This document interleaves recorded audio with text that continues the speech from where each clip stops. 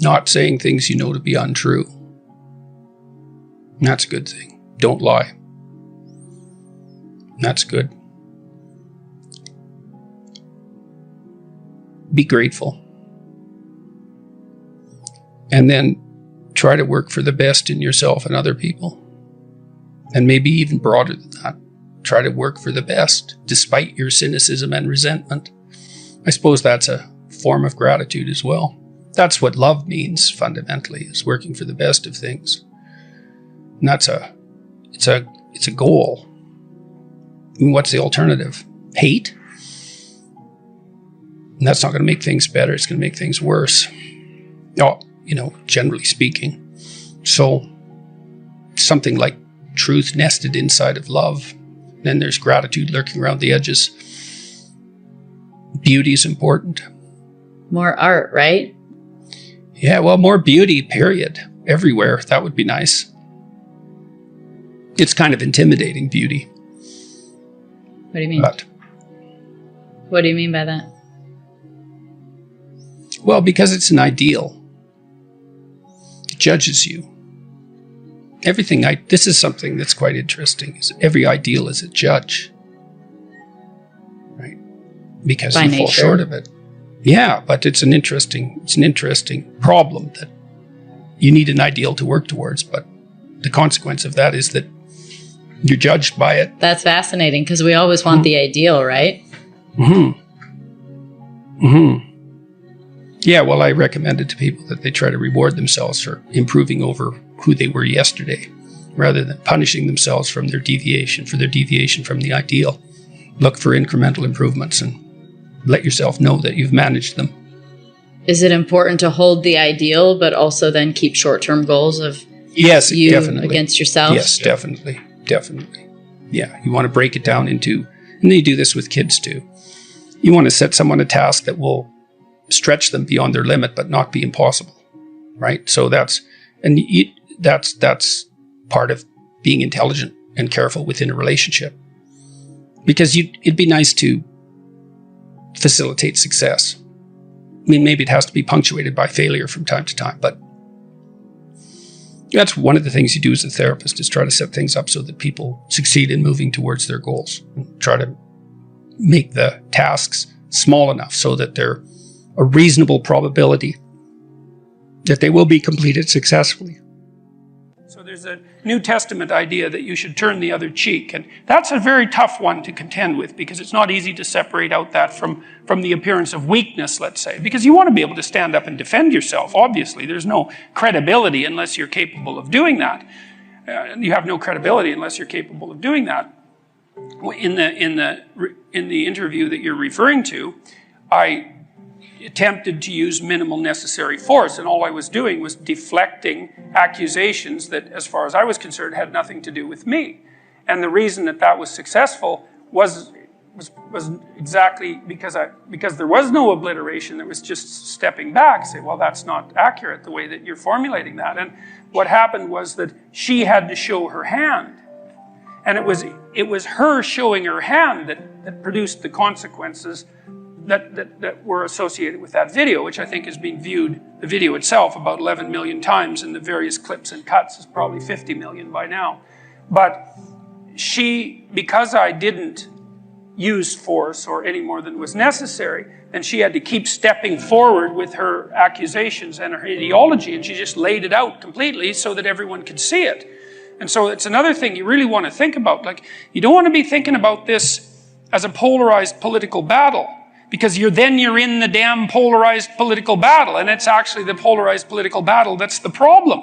Now, now it's not like, as I said already, it's not like you want to be a pushover, but you step away from that and you work on yourself so that you're an increasingly powerful person. But one of the ways that you do that is that you learn to use minimal necessary force.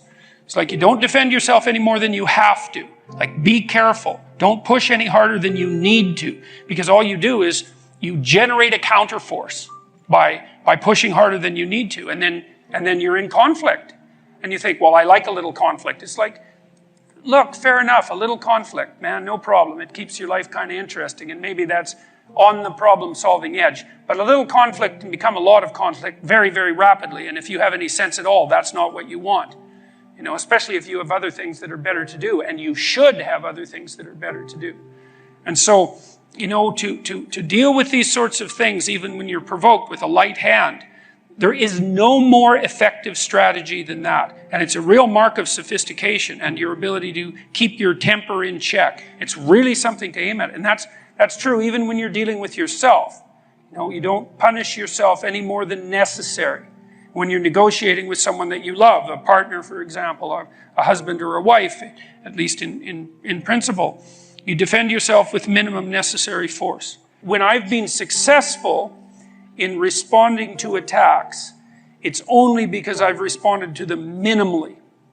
So, for example, there's been a number of times when I've gone to universities and had pretty nasty demonstrations. There was one at McMaster University that got quite out of hand, and a worse one at Queen's University, where people were pounding on the windows while we were all sitting in the hall.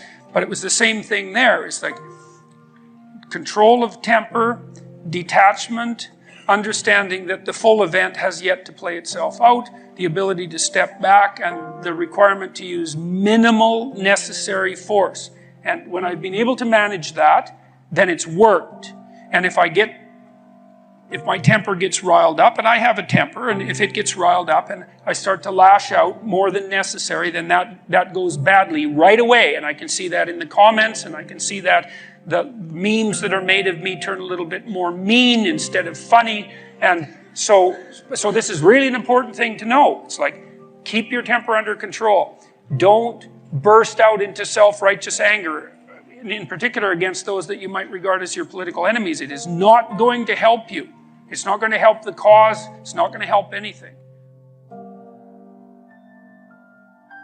You can accomplish what you want to accomplish if you're being wise about it by being eminently reasonable. That's the thing, is you can have reason on your side, and I mean reason in the best possible sense. It's like you don't have to be temperamental and impulsive in this sort of situation. You can try to put yourself together, which I would highly recommend, and then you can lay yourself open to the attacks. Now, that means you should be able to defend yourself. You should have the articulated structures at hand. You should orient yourself properly, politically and philosophically, and even physically for that matter, so that you're a force to contend with. But once you have that down, then you play it with the lightest possible hand. And that way also you have the highest probability of let's say, of changing the minds of people who are possessed by an ideology so that they can rejoin the productive political dialogue. And that's what you want. You don't want to defeat them. First of all, good luck with that. It's like, well, you've got to live with them. You can't defeat people that you live with, because there they are the next day. And if you defeat them, well, then they're defeated. Maybe that's not for the best. And second, it's not like they're happy about the fact that they're defeated. It's not like they're not going to be waiting around to find out when they can defeat you next. It's like if you're married to someone, think, well, I won that argument. It's like, no, you didn't. No, you didn't, because there that person is, waking up next to you the next day. And so if you won, and they're defeated and humiliated because of it, then the probability that they're going to react properly to you, if they have any sense at all, is very low. And so what you want is you want to negotiate your way to a sustainable peace. And that's what you want to do in the political realm too, because, well, in this country, there's a certain amount of polarization. I don't think it's anywhere near as bad as the media is making it out to be as they go through their death spirals and generate clickbait like mad. Because, in the U.S., you guys have been voting 50% Republican and 50% Democrat for about 20 years, right down the middle. It hasn't changed that much. But these people who are on the opposite side of the political spectrum from you, they're the people who live across the street. They're the people who live down the street. They're family members, for that matter. And you're going to have to live with them. It's like you don't want to defeat them. You want to bring them back into the reasonable political dialogue. And you do that by having a certain amount, first of all, by getting your act together so that you're a credible and admirable person. But then by having some forbearance and negotiating towards peace. Think about what you want as a victory. You want a victory where you're surrounded by the corpses of your defeated enemies? Or do you want a victory that constitutes peace? Well, that's what you want. And in this country, I mean, you've been able to maintain that for a very long period of time, excluding the Civil War, let's say. And there's been other periods of polarization, like in the early 1970s. You don't want this to be a victory. You want this, not in that sense. You want to decrease the polarization, to bring everyone back under the umbrella of intelligent conversation.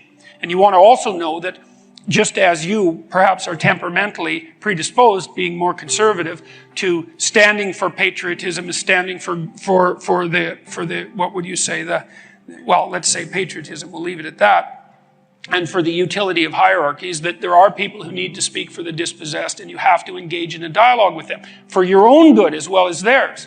Because healthy hierarchies do take care of the people who are dispossessed by the hierarchies, and that's one of the things that makes them stable. It's not an easy thing to figure out how to do, right? I mean, you don't do it self-evidently by things like redistribution of income, but it's still a universal. The problem of the dispossessed is a universal problem, and it has to be addressed, and that's why you need the political dialogue.